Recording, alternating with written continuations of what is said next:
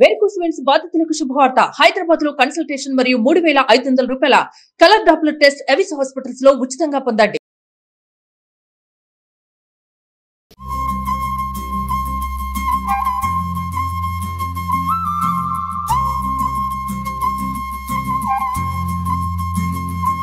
Suman TV ప్రేక్షకులందరికీ వినాయక చవితి శుభాకాంక్షలు. వినాయక చవితికి రకరకాల పదార్థాలు చేసి స్వామికి నివేదన చేస్తాం. ఈసారి పప్పులో ఉండ్రాళ్ళు చేద్దాం. ఈ పప్పులో ఉండ్రాళ్ళు విడిగా చేసి పప్పులో వాటిని మళ్ళీ ఉడికించి పెసరపప్పు ఉండ్రాళ్ళు కలిపిన ఒక తీపి పదార్థం. సింపుల్గానే అయిపోతుంది. రెండు పొయ్యిలు వాడుకోవాల్సి వస్తామన్నమాట. పెసరపప్పు 1 కప్పు పెసరపప్పు తీసుకుని 1 గంట అరగంట అట్లా నానబెడితే తేలిగ్గా ఉడికిపోతుంది. నానబెట్టిన పెసరపప్పుని ఏదైనా ఒక పెద్ద పాత్రలోకి తీసుకుందాం. శుభ్రంగా కడిగేసి మంచినీళ్ళు పోసి పెట్టుకోవాలి. ఈజీగా ఉడుకుతుంది. అప్పుడు ఎక్కువసేపు ఉడకాల్సిన అవసరం ఉండదన్నమాట నానిపోతే. పెసరపప్పుని 1కి 2 నీళ్ళు పోసి, కావాలంటే మరి కాస్త నీళ్ళు కూడా పోసుకోవచ్చు అవసరమైనప్పుడు. స్టవ్ మీద పెట్టేద్దాం. ఇది ఒక మీడియం ఫ్లేమ్ మీద పప్పును ఉడకనిద్దాం నిదానంగా.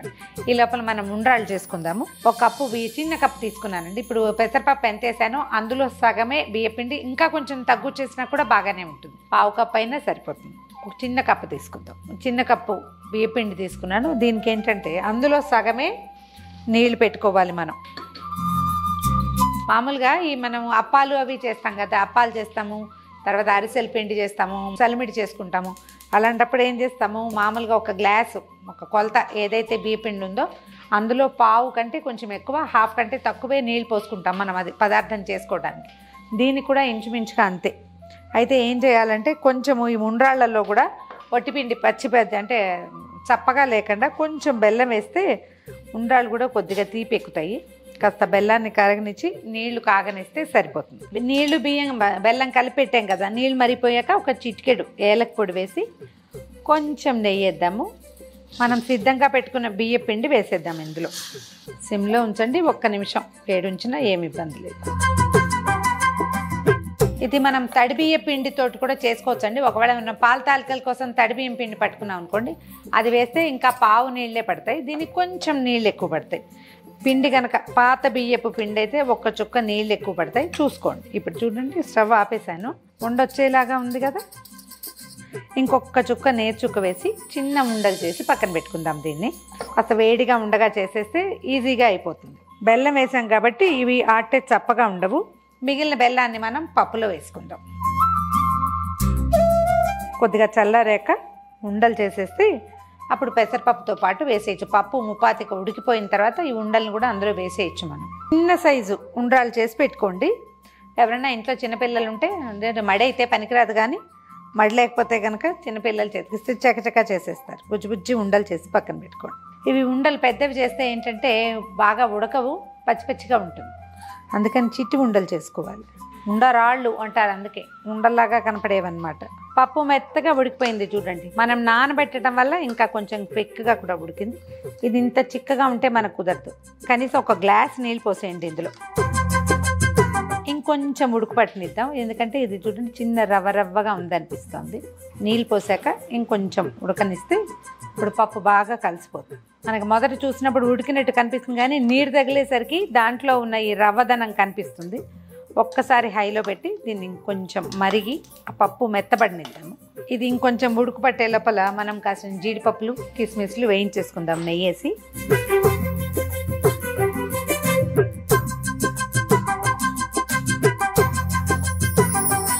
పప్పు దాదాపుగా ఉడికిపోయిందండి. 1 కప్పు పప్పుకి ఇంచుమించుగా కప్పు బెల్లము పట్టేస్తుంది. మీరు అంత తీపి తినలేము అని అనుకుంటే కొంచెం తగ్గించుకోండి. బెల్లం వేసేసి ఒక్కసారి తెరలనిద్దాము. కొంచెం అరేంటి గడ్డలుగా ఉంటే కాస్త టైం పడుతుంది. ఒకవేళ మెత్తటి బెల్లం అనుకోండి తొందరగానే అయిపోతుంది. దీంతో పాటు ఏం చేద్దామంటే మనం ఉండలు చేసి పెట్టుకున్నాం కదా, ఈ ఉండ్రాళ్ళను కూడా ఇందులో వేసేద్దాం. బెల్లము, ఉండ్రాళ్ళు, పెసరపప్పు 3 ఉడకటం మొదలు పెడతాయి.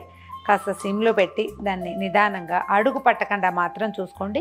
మన గిన్నె ఇత్తడిది అయితే ఏ ప్రాబ్లము లేదు. ఇదే ఇలా డబల్ బాటం ఉన్నా కూడా పర్వాలేదు. సిమ్లో పప్పు, బెల్లము, ఉండ్రాళ్ళు 3 ఉడకాలి. మన పప్పు ఉండ్రాళ్ళు కలిసి దగ్గర పడ్డాయి చూడండి చిక్కగా.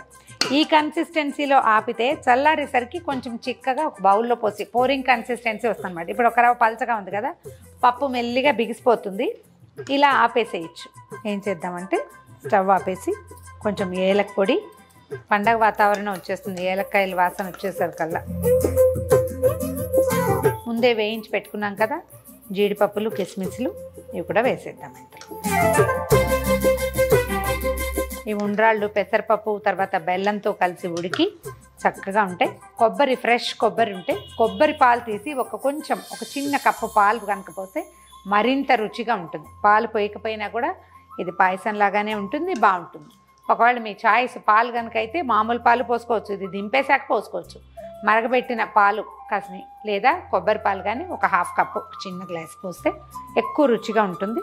ట్రై చేసి చూడండి. దీంట్లో ఏం చేద్దాము, కొంచెం నెయ్యి వేసి దేవుడికి వినాయకుడికి నివేదన చేసేయటం. ఓ బౌల్లో పోసేద్దాము. మనం ఆపిన 5 నిమిషాలకే ఇది చిక్కబడిపోయింది చూడండి. ఈ పెసరపప్పుకి నెయ్యి చాలా మంచి కాంబినేషన్ అండి. ఆరోగ్యానికి కూడా పెసరపప్పుతో నెయ్యి కలిపి తింటే ఎక్కువ మంచిదట. ట్రై చేసి చూడండి. పప్పులో ఉండ్రాళ్ళు వేడివేడిగా ఉంది, 1 గంట పోయేసరికల్లా చక్కగా చల్లారి చిక్కబడిపోతుంది, ఎక్కువ రుచిగా ఉంటుంది. వినాయకుడికి ఇష్టమైన ప్రసాదాల్లో ఇది కూడా ఒకటి. కొన్ని ప్రాంతాల్లో విరివిగా చేస్తారు, అలవాటు ఉంటే ఎలాగూ చేసుకుంటాం కదా, అలవాటు లేకపోతే కొత్తగా ఇది కూడా ట్రై చేసి చూడండి.